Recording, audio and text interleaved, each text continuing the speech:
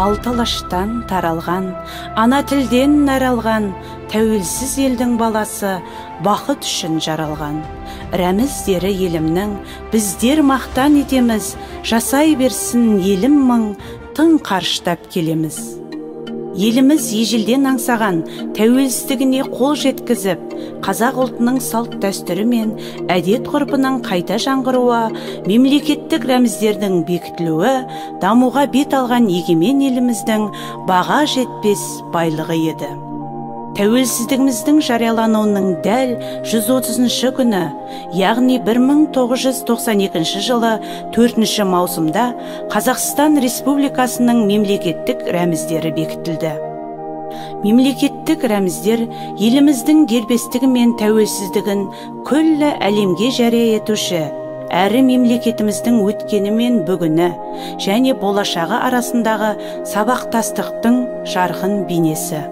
Мемлекеттік рәміздеріміз бүгінде шартарапқа кеңінен танылды. Көк туымыз Біріккен ұлттар ұйымының төрінде желбіреп, әнұранымыз әлем көгінде әуелеп, ел таңбамыз мәңгілік мөрге айналды. Туымыздың көгілдір түсі ашық аспанды, бейбітшілікті, халқымыздың ниетінің тазалығын білдірсе, күн дамудың, өсіп өркендеудің, қанатын жайған қыран құс биік мақсаттар мен жарқын болашақтың бейнесі.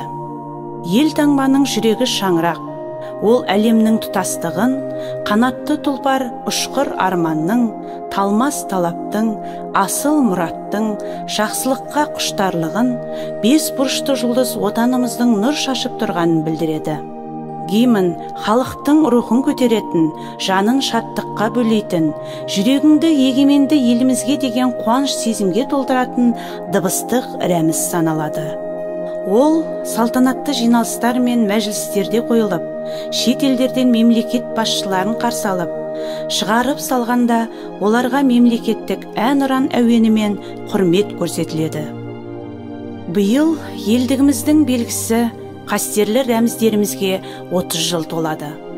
Осыған орай оқушыларды еліміздің туын, ел таңбасын, әнұранын қастерлеуге тәрбиелеу мақсатында біздің мектебімізде көптеген іс-шаралар өткізіліп жатыр.